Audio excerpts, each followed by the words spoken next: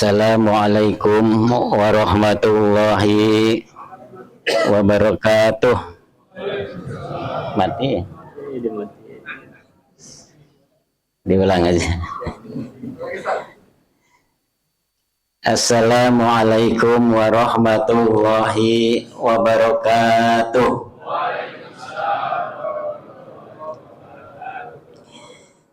Bismillahirrahmanirrahim. Alhamdulillahi rabbil alamin. Wal aqibatu lil muttaqin wala udwana illa 'alal zalimin. Asyhadu an la ilaha illallah wahdahu la syarikalah. Al malikul haqqul mubin. Wa asyhadu anna Muhammadan abduhu wa rasuluhu shadiqul wa'dil amin. Allahumma salli wa sallim ala hada nabiyil karim Sayyidina Muhammadin wa ala alihi wa ashabihi wa man tabi'ahum bi ihsanin ila yaumiddin. Amma ba'du. Qala Allah Ta'ala fi kitabihil karim wa huwa sadaqul qailin a'udzu billahi minasy syaithanir rajim. Bismillahirrahmanirrahim. Wa bataghi bima ataqallahu darul akhirata wa la tansa nasibaka minad dunya. Al-ayah.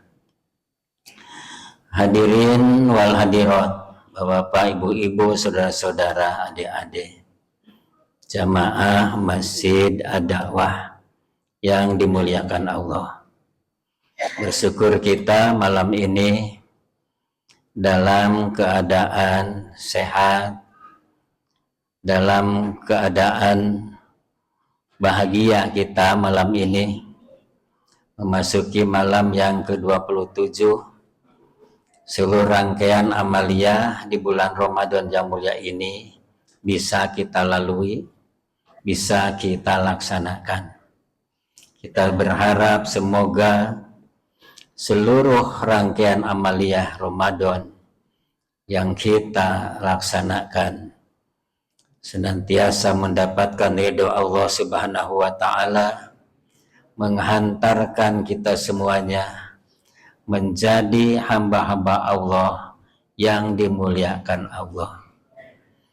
Karena salah satu indikasi seseorang dimuliakan oleh Allah adalah ia taat kepada Allah, patuh terhadap apa yang diperintahkan oleh Allah. Semakin dia taat, semakin dia patuh, semakin dia bertakwa kepada Allah, maka ia akan semakin mulia di hadapan Allah.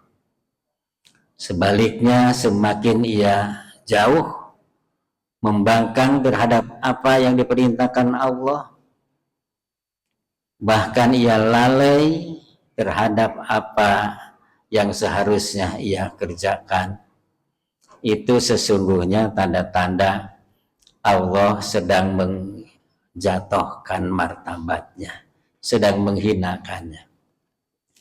Hadirin jamaah rahimakumullah, Bapak dan Ibu-ibu, pada kesempatan ini saya mendapatkan kehormatan untuk sharing tentang hakikat zuhud. Ya. Ini merupakan judul yang cukup berat ya.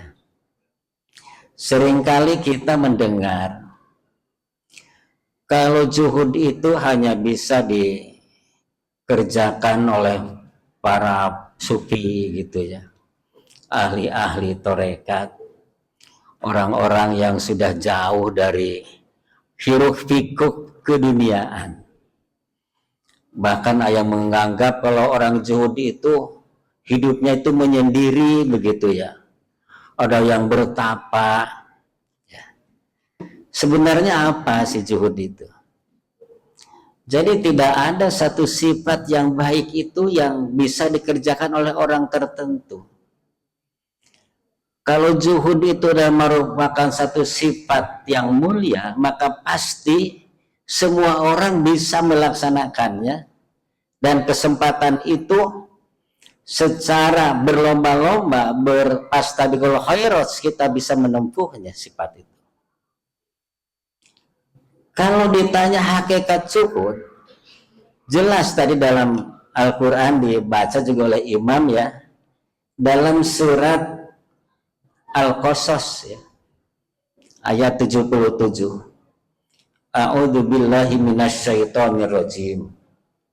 Wabtaghi fima ataqallahu darul akhirata wala tansa nasibaka minad dunya. Itulah hakikat zuhud sebenarnya yang disebutkan dalam Al-Quran, atau zuhud dalam perspektif Al-Quran. Dan carilah apa yang telah Allah anugerahkan kepadamu, yaitu negeri akhirat. Namun wala tansa nasibaka minad dunya, janganlah kamu melupakan kebahagiaanmu di dunia. Kira-kira seperti itu pesan dari surat Al-Qasas ayat 77, bahwa segala aktivitas yang kita kerjakan itu harus dipastikan itu untuk akhirat. Artinya kita mengerjakan aktivitas apapun harus diawali dengan lillah. Kalau sudah lillah itu artinya akhirat. Kenapa? Karena pekerjaan kita yang motivasinya lillah pasti itu bernilai akhirat. Bernilai akhirat pasti. Akan mendapatkan pahala. Aktivitas yang kita kerjakan itu akan menjadi ladang kita untuk balik ke akhirat. Ya. Makanya Imam Ali itu mengatakan salah satu tanda orang yang sukses berhasil menunaikan ibadah puasa adalah wal istidadu liyaumir rohil, bahwa dia disibukkan dirinya untuk mempersiapkan diri, membekali diri ketika akan balik ke kampung akhirat. Mudik lagi itu kalau bahasa kita mah. Dan mudik yang pasti. Kalau mudik ke kampung kayak Pak Endang ke Garut ya, itu mah ada bahasa yang punya kampung. Ya kalau orang Betawi mah gak punya kampung, gak bisa pulang, gak bisa mudik. Tetapi wal istidar yang kita balik ke kampung akhirnya pasti semuanya akan balik kita. Dan yang dimaksud orang zuhud itu adalah kita sibuk dengan urusan-urusan keduniaan, tapi kesibukan itu semata-mata untuk membekali diri kita pulang nanti. Ada suatu kisah ya, itu terjadi di Maroko ya. Ada seorang syekh. Kalau syekh itu ya seorang ya ulama lah ya, bilang syekh. Syekh ini berdagang, tapi dagangnya tidak terlalu besar, tapi ia cari kehidupannya berdagang. Selain dia mengajarkan agama. Suatu ketika dia manggil muridnya, coba kamu datang ke sono suatu negeri apa, nanti di situ ada saudara saya, kamu datanglah ke sana.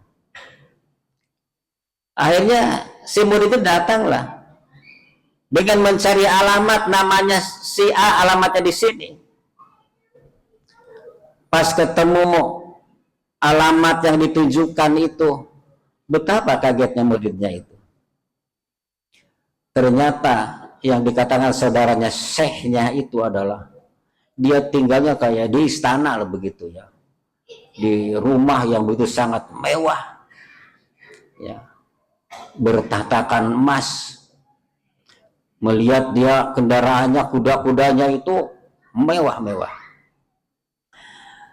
Akhirnya ia datanglah menemui, dia sampaikan bahwa saya inilah muridnya Syekh dari Maroko. Akhirnya dia katakan, ya syukur, alhamdulillah. Semua pulang dia bilang, saya berpesan kepada Syekh, ya, kepada guru kamu, berhentilah untuk mencintai dunia, untuk hubud dunia. Aneh, muridnya aneh.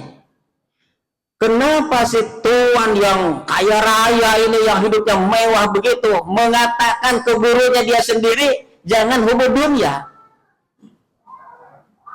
Tapi akhirnya dia pulang. Saya pulang kembali kepada syekhnya, kata syekhnya, tadi ada pesan apa dari sana tadi? Dia bingung menyampaikannya. Sampaikanlah, ada pesan apa? Begini katanya Syekh. Katanya Syekh, jangan hubud dunia. Jangan cinta dunia. Berarti Syekhnya ini orang yang sangat sederhana hidupnya. Kalau dibilang itu masih di bawah standar. Ya. Akhirnya langsung Syekh itu baca istighfar. Dia katakan, ini adalah nasihat yang sangat berharga. Ya, bahwa saya ini memang masih banyak terganggu pikiran-pikiran ibadah saya itu dengan urusan-urusan kebutuhan dunia. Sedangkan saudara saya yang tadi kelihatannya hidup begitu sangat mewah, ya, kaya raya, tapi dengan kekayaan yang dia milikinya itu tidak membuat dia itu kemudian berkurang sedikit pun ketaatan kepada Allah. Jadi semakin dia tenang gitu ya. Artinya begini, bahwa ternyata hidup zuhud itu tidak bisa diukur dengan penampilan orang itu. Bisa saja justru yang dia itu dianggap oleh kita itu orang miskin, tapi justru dia yang hubud dunia. Bahkan ada dia katakan, ibadahnya itu menjadi enggak khusyuk karena disibukkan dengan pikiran kebutuhan dunia. Hadirin jemaah. Oleh karena itu, zuhud itu seperti disampaikan oleh Imam Sufyan Ats-Tsauri adalah keinginan yang terbatas, memberi batasan mana yang lebih utama antara akhirat dengan dunia. Jadi walaupun dia itu serba berada, dia kaya raya, tapi akhirat itu adalah yang diutamakannya, itulah termasuk orang yang zuhud. Orang dia itu miskin, tapi dengan kemiskinnya itu mereka adalah paku ayatuna kufron. Bahkan kemiskinan itu mendekatkan dia itu kepada kekufuran. Dia jauh dari syukur kepada Allah Subhanahu wa taala. Artinya dia kaya raya tapi hartanya tidak disimpan di hati gitu. Dia tidak merasa memiliki. Sebagaimana Nabi Sulaiman alaihissalam kaya raya tapi ia tidak merasa memiliki. Ia tetap sujud taat kepada Allah. Oleh karena itu, Imam Hasan Al-Basri memberikan beberapa ciri-ciri kriteria orang yang zuhud.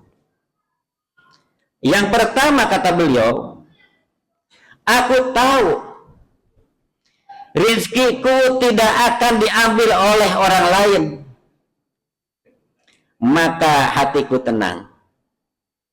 Dia yakin, Pak, kalau rezeki itu sudah milik kita pasti sampai. Wa ma min dabatin fil ardi illa 'ala Allahi rizquha. Dan rezeki itu oleh Allah itu udah dibagi-bagi. Dan kalau sesuatu sudah rezeki kita pasti sampai. Kalau belum rezeki kita, udah di tangan pun gak nyampe, Pak.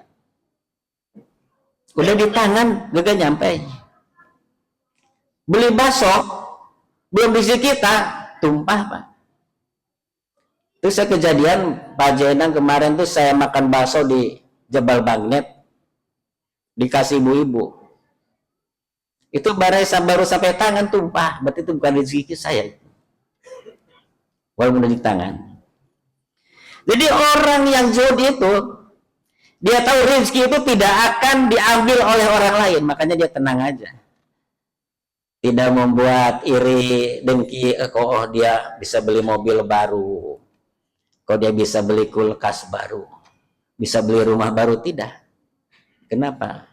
Karena dia yakin kalau rezekinya itu sudah diatur sama Allah. Yang kedua, kata Imam Hasan Basri, aku tahu andaikan bahwa amalanku itu tidak akan dilaksanakan oleh orang lain, maka aku akan sibukkan diri untuk melakukan amal kebaikan sebanyak-banyaknya. La yasba min khairin hatta mentahul jannah. Janganlah engkau sudah merasa puas berbuat baik kecuali Allah sudah mengatakan kamu ahli surga. Yang ketiga, aku tahu Allah senantiasa memperhatikan diriku, maka aku malu untuk melakukan dosa atau maksiat kepadanya. Anta budallah kana kataro fa ilam takun tarahu fa innahu yaraka. Dia merasa dirinya itu selalu diawasi sama Allah. Maka sekecil apapun kesalahan dosa-dosa akan dia tinggalkan. Karena dia yakin Allah mencatatnya, Allah melihatnya. Itulah orang yang zuhud. Yang keempat, aku tahu kematian senantiasa menungguku. Maka dari itu aku akan senantiasa menambah amalanku untuk menghadapi pertemuan dengan Allah Subhanahu wa taala yang dikatakan wal istidadu liyaumir rahil. Dia disibukkan dirinya untuk membekali dirinya dan tidak pernah menganggap enteng, menganggap sepele dengan kebaikan sekecil apapun kebaikan itu. Karena bisa jadi rahmat Allah itu datang kepada kita karena pekerjaan kecil, pekerjaan yang dianggap oleh kita kecil, tapi Allah itu berikan rahmat dengan itu. Contohnya apa? Imam Suyuti misalnya, itu kan beliau itu penulis kitab. Ya? Suatu ketika ada lalat jatuh ke tintanya itu, kemudian beliau diambil tuh, ya dibiarin dulu, kemudian diambil, akhirnya selamatlah lalat itu, tidak mati, tenggelam. Maka setelah sekian tahun kemudian Imam Suyuti sudah tidak dimimpikan oleh ulama yang lain, ketemu dalam mimpinya. Dan mimpi itu, Tuhan, apakah yang Allah berikan kepada Anda? Bahwa aku mendapatkan kenikmatan dari Allah. Dan sebab apa? Karena sebab aku pernah menolong seekor lalat. Jadi kira seperti itu, Pak. Makanya kita ya kecil sekecil apapun kebaikan tetap kita kerjakan. Jadi kita berbuat dari yang kecil-kecil dulu. Maka yang kecil itu kalau kita terus itu kumpulkan akan menjadi suatu hal yang berharga dan bernilai. Saya kira ini saja yang saya sampaikan. Mudah-mudahan kita semuanya untuk belajar ya. Untuk belajar bagaimana sesibuk apapun kita, tapi kesibukan itu untuk menjadi ladang amal kita kembali ke akhirat. Kalau kita sudah seperti itu, maka kita sudah masuk orang yang zuhud.